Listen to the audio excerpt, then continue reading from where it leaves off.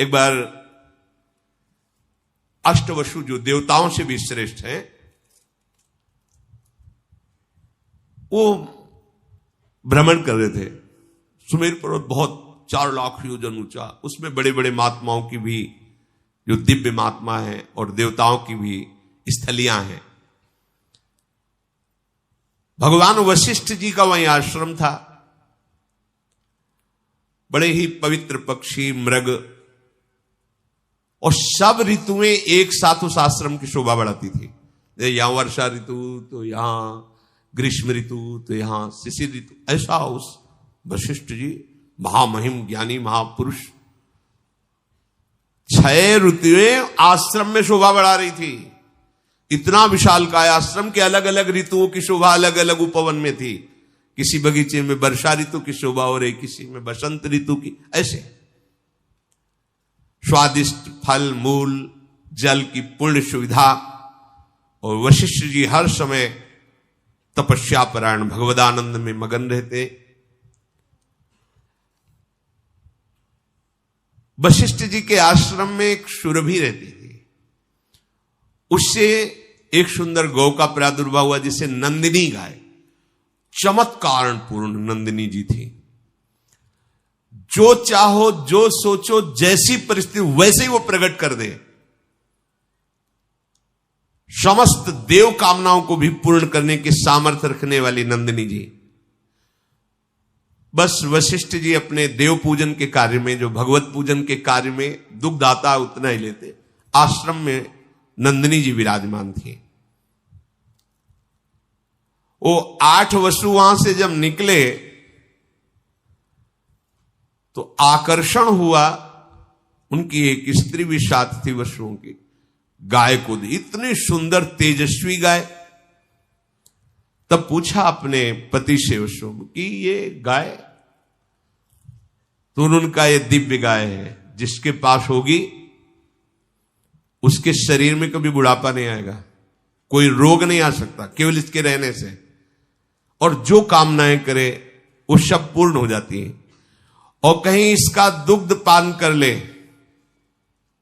फिर क्या कहना, हर समय वो जवान रहेगा, स्वस्थ रहेगा, बिना खाए पिए स्वस्थ रहेगा। नंदिनी के दुग्ध का प्रभाव, बड़ी महिमा का वर्णन किया।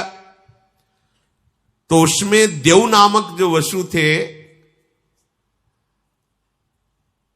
वो गाय को देख करके बहुत प्रसन्न हुए, अपनी पत्नी से कहने लगे कि इस गाय के दर्शन मात्र से अशुभों का नाश होता है, परम मंगल होता है। और ये दिव्य गौ है, ये वरुण नंदन वशिष्ठ जी की सेवा में रहती है। इसका जो दूध पी ले तो 10,000 वर्ष तक वो यौवन अवस्था में स्वस्थ होकर के कभी कोई जुकाम बुखार कुछ नहीं, हर समय जवान रहेगा। ऐसी महिमा गा रहे थे। तो जो देवनाम वसु की पत्नी थी, उन्होंने कहा अपने लोगों को तो आवश्यकता नहीं, क्योंकि वसु है वो स्वयं दिव्य है।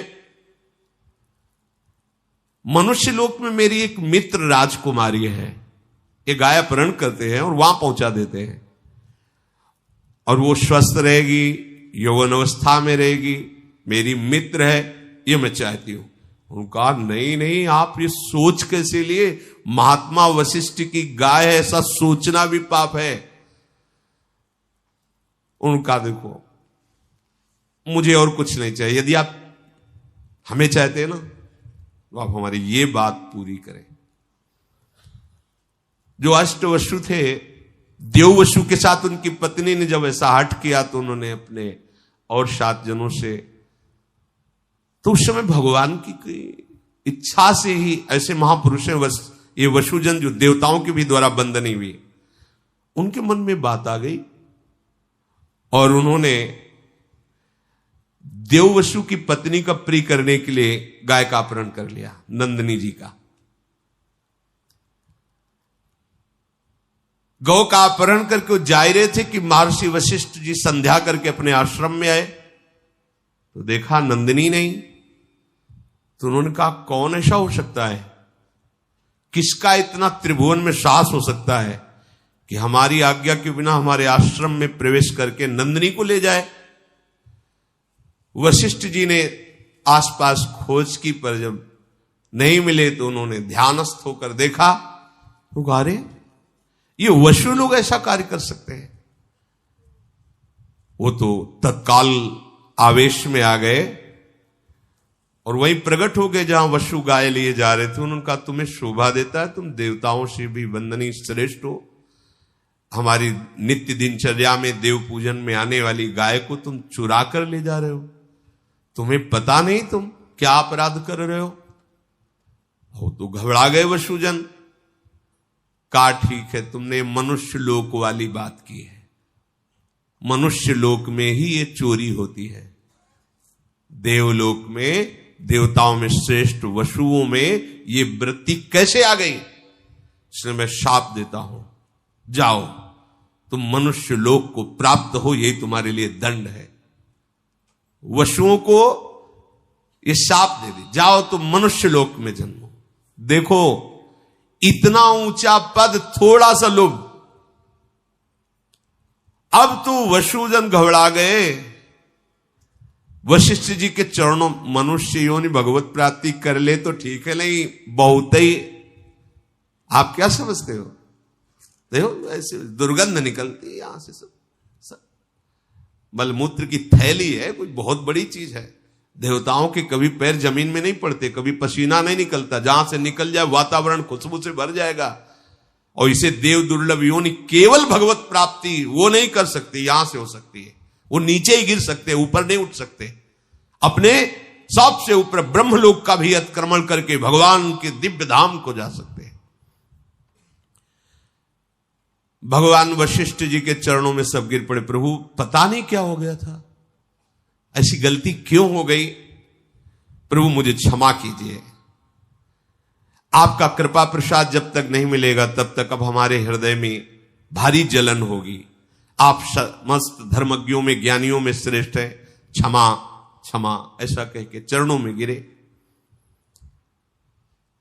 अच्छा तो ठीक है, तुम मनुष्य योनि में जाओगे पर 1 वर्ष में ही मुक्त हो जाओगे, लेकिन देव 7 तो 1 वर्ष में मुक्त हो जाएंगे। तुम अपनी पत्नी को बहुत चाहते हो और उसकी आसक्ति वश इनको भी प्रेरित किया, ये तो 1 वर्ष में क्रमशः मुक्त हो जाएंगे, पर तुम्हें पूरे जीवन मृत्यु लोक में रहना पड़ेगा। दीर्घ काल तक तुम्हें मनुष्य योनि का दुख भोगना पड़ेगा। अगर भगवान का भजन नहीं तो दुख योनयः, दुख ही दुख है, देख लो ना। मैंने जो आवेश में आकर तुम लोगों को वचन बोले हैं, मेरे वचन कभी मिथ्या नहीं होते, ऐसा ही होगा। अब सबके हृदय बहुत ही व्याकुल हुए। तब देववसु ने कहा, प्रभु जिसके कारण मैं ऊपर से नीचे जा रहा हूं, मृत्यु लोक में जाऊं, पर वो कारण मुझे न मिले। समझ गए होंगे, जिसके कारण अर्थात अब मेरा कभी जीवन में मृत्यु लोक में जाने पर ब्याह ना हो, मुझे संयोग प्राप्त ना हो। हां ये तथास्तु, ऐसा ही। अब विचार किया कि मेरी मां कौन बन सकता है, वशुओं को गर्भ में धारण कर सके ऐसी कौन साधारण स्त्री थोड़ी हो सकती, मेरा पिता कौन बन सकता है। तब विचार किया कि अगर मेरी मां बनने की सामर्थ्य है तो भगवती गंगा जी में है। तो अष्टवशुओं ने गंगा जी का स्तवन किया, ध्यान किया, गंगा जी प्रकट हुई। उन्होंने कहा, मां हमें भगवान वशिष्ठ का शाप प्राप्त हुआ है कि जाओ तुम मृत्यु लोक में मनुष्य योनि को प्राप्त हो। कोई भी मनुष्य लोक की स्त्री इतनी सामर्थ्य नहीं रखती कि मुझ वशुओं को अपने गर्भ में रख सके, इसलिए आपको हमारे ऊपर कृपा करनी होगी और आप मेरे लिए इतना कि आप मुझे अपने गर्भ में धारण करें। पर मां, मुझे गर्भ में पहुंचाने वाला पिता भी कोई मनुष्य नहीं हो सकता। अब आप चयन करें मेरा पिता कौन होगा। जब गंगा जी से ऐसी प्रार्थना की और गंगा जी ने कहा कि तुम 8 को मैं गर्भ में धारण करूंगी और वशिष्ठ जी की आज्ञा के अनुसार एक को 7 को मुक्त कर दूंगी 1 वर्ष में, पर 1 को रखूंगी। तुम्हारे पिता का चयन मैं करूंगी और तुम्हें संबोधन भी कर दूंगी। गंगा जी मुख्यतया ब्रह्मलोक में ही विराजमान, ब्रह्मा के कमंडल में, जो भगवान वामन का चरणोदक उन्हीं से। एक महाभिष नाम के प्रसिद्ध राजा इक्ष्वाक वंश में हुए थे। उन्होंने 1000 अश्वमेध, 100 अश्वमेध करने वाला यज्ञ, वो इंद्र पद का अधिकारी होता है। 1000 अश्वमेध, 100 राजसूय यज्ञ करके महान पुण्यों को प्राप्त किया था। वो ब्रह्मा जी की सभा में बैठे हुए थे, महाभिष नाम के राजा। बड़े बड़े सब ब्रह्म ऋषि वहां विराजमान थे। इसी समय भगवती गंगा जी पधारी उस सभा में, और हृदय में बात थी वसुओं को गर्भ में धारण करने वाले पिता का चयन। वायु भगवान को गंगा जी ने इशारा किया कि हमारी जो आंतरिक चिंतन वृत्ति उसके अनुसार व्यवस्था करो। तो वायुदेव ने गंगा जी का ऊपरी वस्त्र थोड़ा सा हटाया। जो हटाया तो ब्रह्मा जी समेत समस्त ब्रह्म ऋषियों ने सर झुका दिया। लेकिन महाभिष देख ही रहे थे। गंगा जी अपार सौंदर्य, गौरांग वदन। ब्रह्मा जी ने दृष्टि डाली, समस्त देवता ब्रह्म ऋषि सब सर झुकाए हुए हैं, लेकिन महाभिष गंगा जी को देख रहे हो, गंगा जी महाभिष को देख रहे हैं। भगवान ब्रह्मा ने कहा तुम दोनों ने ब्रह्मलोक की मर्यादा का तोड़ दिया। ऐसा कैसे हो सकता है कि देवी गंगा पधार रही और तुम सर ऊंचा करके देख रहे हो? जाओ, मृत्यु लोक को प्राप्त हो, तुम यहां रहने के अधिकारी नहीं। और गंगा जी से कहा कि तुम्हारी दृष्टि इन पर क्यों गई, इसलिए तुम भी मृत्यु लोक में जाओ और इनका वर्ण करो। वो खोज ही रही थी कि इन वसुओं का पिता बनने का कौर। तो ब्रह्मलोक में विराजमान महान तपोनिधि पुण्यात्मा महाभिष। जब ब्रह्मा जी ने गंगा जी को और महाभिष को ऐसे वचन कहे जिनको शास्त्रीय भाषा में शाप कहा जाता है, राजा महाभिष बड़े ही तपस्वी तेजस्वी थे। इनके पिता हुए प्रतीप, और ये पुत्र रूप में उनसे जन्मे जिनका नाम महाराज शांतनु पड़ा। ये बचपन से इतने सिद्ध महापुरुष थे कि जैसे कोई बूढ़ा जा रहा छू ले, वो तत्काल लकड़ी फेंक दिया, जवान हो गया। महान गंगा जी के पति बनेंगे। गंगा जी जिनको भगवान महादेव जी माथे पे धारण किए हुए हैं।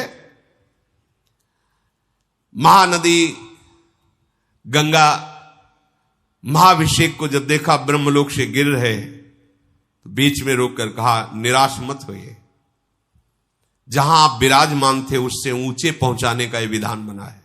तुम्हें भगवत प्राप्ति होगी। तुम्हारे पुत्र रूप में कोई और नहीं आ रहे, स्वयं वसु आ रहे हैं, अष्ट वसु। भावना से पर तुम मृत्युलोक में जाते ही हमारी ये बात भूल जाओगे। तुम धैर्य पूर्वक जाओ, निराश मत हो। ये जो कुछ हुआ है सब मेरे विधान से हुआ है, क्योंकि अष्ट वसु ने गंगा जी से प्रार्थना की थी।